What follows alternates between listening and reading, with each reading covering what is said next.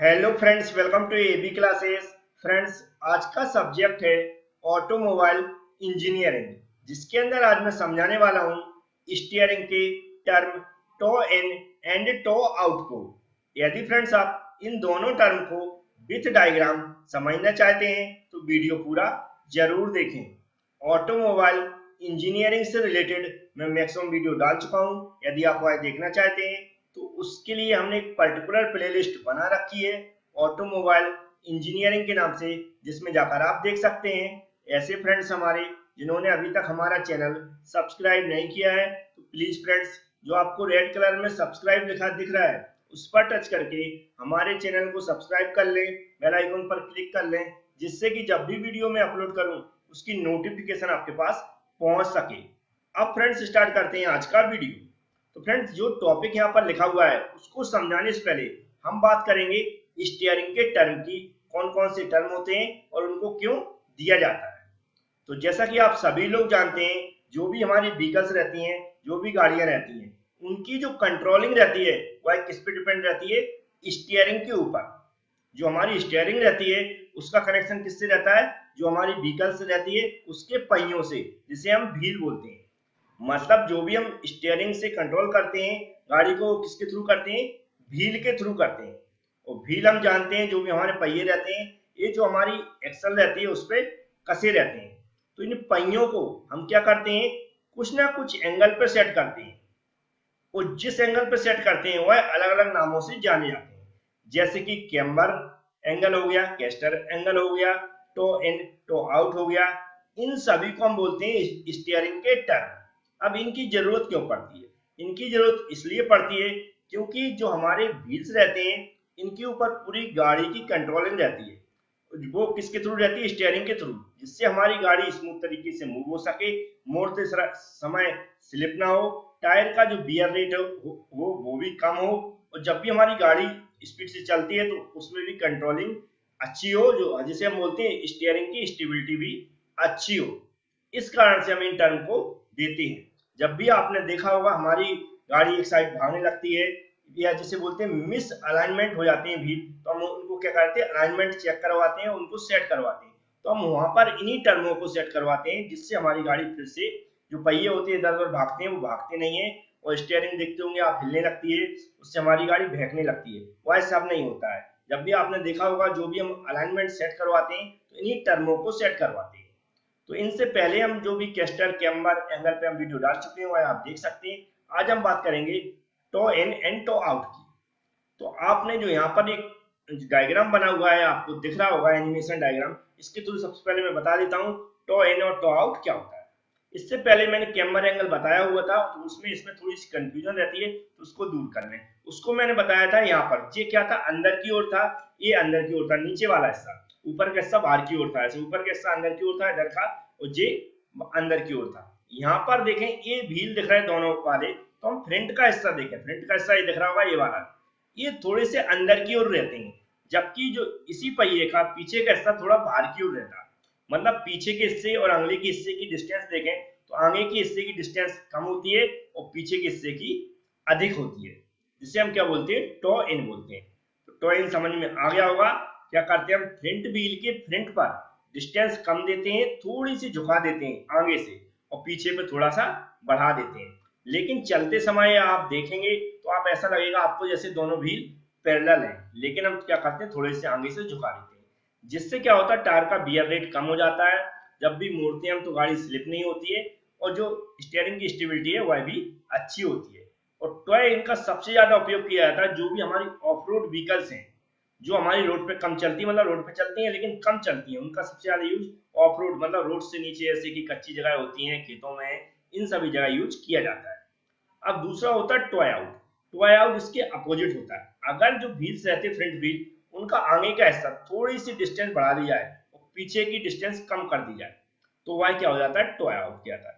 To out हमें जब जरूरत पड़ती, जब हमें बहुत जल्दी जल्दी किसी गाड़ी को मोड़ना हो और एकदम से मुड़ जाए गाड़ी, जैसे आपने गाड़ी दिखाओ रेसिंग व्हील वगैरह में जो हमारी व्हीकल्स यूज होती है, वहां पर क्या होता है? उन्हें बहुत स्पीड से मोड़ना पड़ता है, तो ऐसी जगह हम टो आउट देते हैं।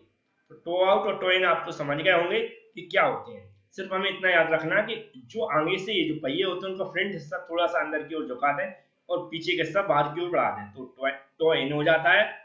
और टो आउट क्या हो जाता है, आगे के हिस्सा थोड़े से बाहर की ओर खींचने, मतलब डिस्टेंस ज्यादा कर दे और अंदर की डिस्टेंस, पीछे के हिस्से की डिस्टेंस कम कर दें, तो टो आउट हो जाता है। अब आती है एग्जाम की बात। तो एग्जाम में क्वेश्चन लिखने को आता है toe in and toe out with diagram समझाइए। तो यहाँ पर देख रहे होंगे जहां पर एरो चला रहा हूँ, एक डायग्राम बना हुआ है, जो कि हमने फुल डायग्राम बनाया हुआ है चेसिस का, फ्रेम का और जो व्हील लगे हुए हैं। यहाँ पर आपको दिख रहा है, सिर्फ आपको इतना बताना है, इस तरह का डायग्राम बताना है, और हाफ डायग्राम यहाँ से आगे का हिस्सा भी बना सकते हैं, और पूरा बनाना चाहते हैं तो अच्छी बात है। ये व्हील लगे हुए हैं, इनका मैंने आगे का हिस्सा क्या दिखाया, थोड़ी डिस्टेंस कम दिखाई हुई है, जो यहाँ पर लिखा हुआ है एक्स डिस्टेंस, और पीछे की डिस्टेंस कितनी दिखाई हुई है, थोड़ी ज्यादा दिखाई हुई है। तो जो टो इन निकालते हैं, टो इन कैसे निकालते हैं, जो भी हमारी डिस्टेंस है y माइनस एक्स, इससे हम टो इन निकालेंगे कितना है, और जिसको गिवन जो रहते हैं वो हम यहाँ पर मैंने लिख दिया 3 से 3 to 4 mm के समथिंग देते हैं, जो डिफरेंस रहता है आगे जो हमारा व्हील है फ्रंट, उनके जो पीछे की डिस्टेंस और आगे की डिस्टेंस का डिफरेंस। तो टो इन समझ गए होंगे आप, यहाँ पर डेफिनेशन पढ़ सकते हैं और इस डायग्राम को आसानी से आप एग्जाम में बना सकते हैं। अब टो आउट की बात करते हैं, इसको कैसे एक्सप्लेन करेंगे। नेक्स्ट है टो आउट, जो आपको यहाँ पर डायग्राम दिख रहा है, इसको आपको टो आउट के जब भी एक्सप्लेन करेंगे इस डायग्राम को बनाना। हमने बताया जैसे आधा हिस्सा इसको नहीं बनाया तो भी चलेगा, लेकिन फ्रंट का हिस्सा आपको बनाना है जहां पर आपको डिस्टेंस दिखाना है।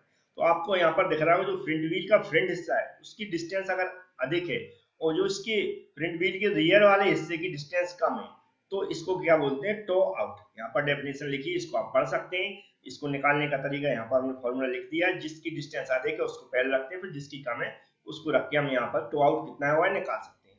जैसा कि मैंने बताया इन सबको सेट किया जाता है, जो भी हमारी स्टैंडर्ड डिस्टेंस रहती है उसके अकॉर्डिंग, अगर हमारी व्हील्स इधर उधर भागने लगती है, एक साइड गाड़ी भागने लगती है। अब टो आउट को दूसरी तरह और भी डिफाइन किया जाता है।